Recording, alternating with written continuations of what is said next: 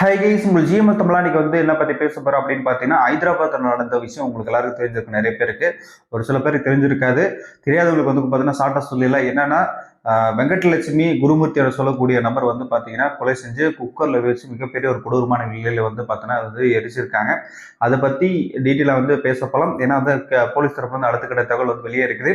ஒரு சில பேருக்கு இந்த கண்டென்ட் பிடிக்கும், ஒரு சில பேருக்கு அந்த கண்டென்ட் பிடிக்காது. பிடிக்காதுங்க, தயவு செஞ்சு இந்த கண்டென்ட் ட்ராவல் பண்ண வேண்டாம். கண்டிப்பாக வேற ஒரு கண்டென்ட் பார்க்கலாம். ஏன்னா நமக்கு முழுக்க முழுக்க அந்த கண்டென்ட்ல பார்க்கும்போது இப்படியெல்லாம் நீ செய்வீங்களா, இப்படியெல்லாம் எப்படியா தோணுச்சு அப்படின்ற அளவுக்கு ஒரு மனநிலை வரும். அதனால விருப்பம் இருக்கிறவங்க பாருங்க, விருப்பம் இந்த கண்டென்ட் பார்க்காதீங்க. அடுத்த வீடியோல பார்த்துக்கலாம். வாங்க வீடியோக்குள்ள போகலாம்.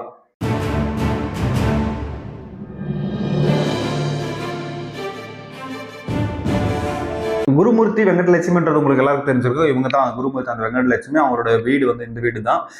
ஆக்சுவலி பார்த்தீங்கன்னா இது இந்த கண்டென்ட் நம்ம லேட்டாக ஏன் போடுறோம் அப்படின்னு சொன்னால், இந்த கண்டென்ட் நம்ம மக்கள்கிட்ட எடுத்துகிட்டு எப்படி போடுறது அப்படின்ற மாதிரி ஒரு சூழ்நிலை இருந்துச்சு. ஏன்னா மிகப்பெரிய ஒரு மோசமான நிலையை தான் இருந்துச்சு.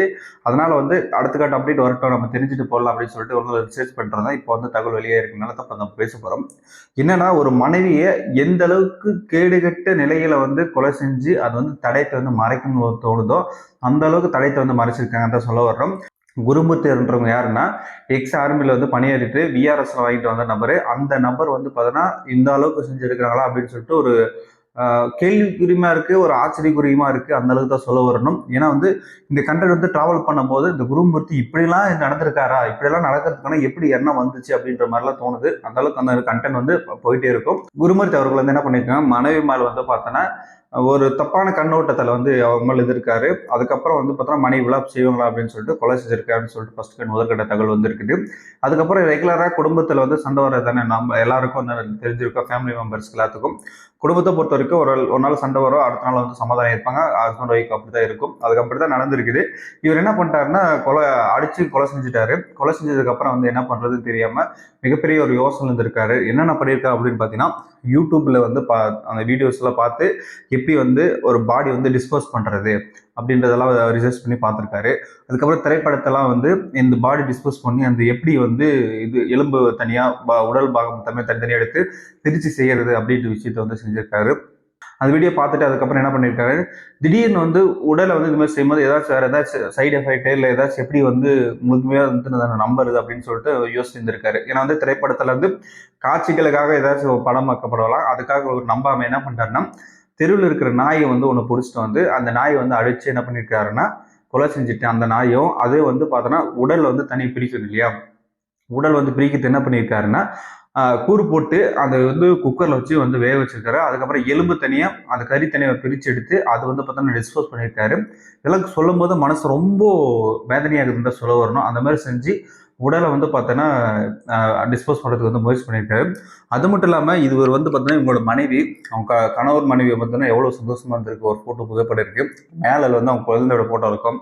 குழந்தை இருக்கும்போது எப்படி இப்படிலாம் தோணும்னு தெரில. ஆனால் பார்த்தோன்னா அந்த அளவுக்கு குருமதிக்கு தோணிருக்கு, செய்ய தோணிருக்கு. உடல்களை வெட்டி தனித்தனியாக பாத்ரூமில் தனித்தனியாக தலை தனியாக, கை தனியாக, கால் தனியாக, முண்டம் தனியாக அப்படின்றது தனித்தனியாக பிரித்து வெட்டி கொண்டாருன்னா 3 நாள் ஆகி போச்சு. 3 நாள் அதுக்கப்புறம் என்ன பண்ணுறதுன்னு ஒரு யோசனை இருக்காரு. ஏன்னா ஸ்மெல் வெளியே போயிடுச்சுன்னா நம்ம சிக்கிடுவோம் அப்படின்னு ஒரு எண்ணத்தில் பயத்தில் என்ன பண்ணிக்கிறாருன்னா, எப்படியாச்சும் இது முழுமையே இந்த கேஸ்ல தப்பிக்கணும், இதுல தடையுமே இருக்கக்கூடாது அப்படின்னு சொல்லிட்டு என்ன பண்றாருன்னா, எலும்பும் கறியும் பிரித்து எடுத்து குக்கர்ல போட்டு வேஸ்ட் எடுத்து அவங்களோட மனைவியோட உடலை எலும்பு தனியாக கறி தனியாக பிரித்து எடுத்து அதுக்கப்புறம் என்ன பண்ணுறேன்னா, அம்மியில் வில்லேஜ் ஸ்டைலாம் அம்மியில் அரைப்பாங்க. உங்களுக்குலாம் தெரிஞ்சிருக்கும் நிறைய பேர்த்துக்கு. அந்த மாதிரி உடலோட எலும்பை என்ன பண்ணியிருக்காங்கன்னா அரைச்சி எடுத்திருக்கிறாரு. இவர் என்ன பண்ணிட்டாருன்னா, அம்மியில் அரைச்சிட்டாரு இல்லையா, அரைச்சிட்டு என்ன பண்ணியிருக்காருன்னா, அங்கே அரைக்க முடியாத எலும்பெல்லாம் இருக்குல்ல, அங்கே ஏரியில் அங்கங்கே போட்டு என்ன பண்ணியிருக்காருன்னா, அதுக்கப்புறம் எதுவுமே தெரியாத நார்மல் மாதிரி நாடகம் ஆடிட்டு இருக்காரு.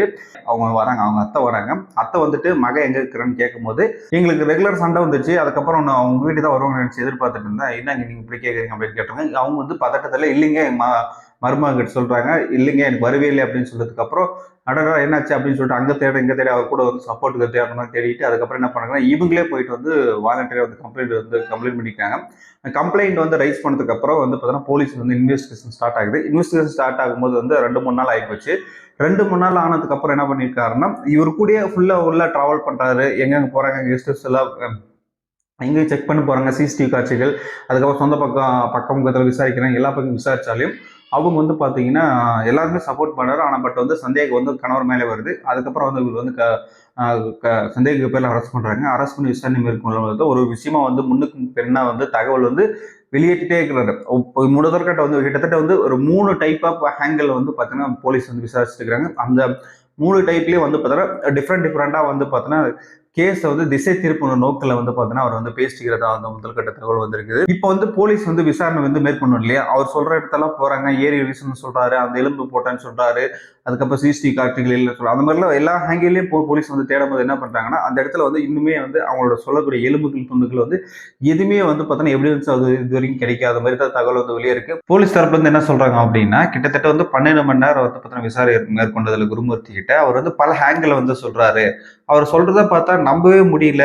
எந்த அளவுக்கு வந்து பார்த்தோன்னா, நம்ப முடியாத அளவுக்கு சொல்லணுமோ, அந்த அளவுக்கு வந்து தகவல் வந்து சொல்லிட்டு இருக்காரு.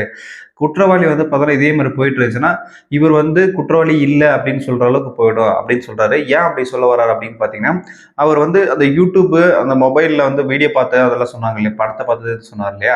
அதெல்லாம் பார்க்கும்போது என்ன சொல்ல வர்றாங்க அப்படின்னா, இது வந்து தடயத்த வந்து எப்படியெல்லாம் அழிக்கலாமோ, அந்த அளவுக்கு வந்து பார்த்தோன்னா, மைன்யூட்டா வந்து திங்க் பண்ணி, அது வந்து அந்த கெமிக்கல் எல்லாம் பயன்படுத்தி, அதனால வந்து தடயத்த வந்து முழுக்க அழிச்சிருக்கிறாரு. எந்த இடத்துல போட்டாலும் உடல் பாகம் கிடைக்கல. அவர் சொல்ற விஷயத்துல வந்து பார்த்தோன்னா நம்பவும் முடியல. அந்த அளவுக்கு வந்து பார்த்தா மிகப்பெரிய ஒரு கொடூரமான செயல் நடந்திருக்கு அப்படின்னு சொல்றாரு.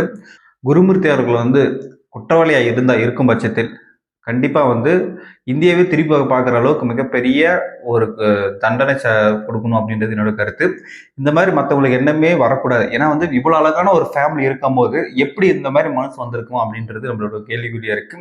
கண்டிப்பா இந்த வீடியோ பத்தி நீங்க என்ன நினைக்கிறீங்க கருத்துக்கள் இந்த கமெண்ட் பாக்ஸ்ல கமெண்ட் பண்ணுங்க. தொடர்ந்து எழுந்திருங்கள். நெக்ஸ்ட் வீடியோல வந்து சந்திக்கலாம். பாய்.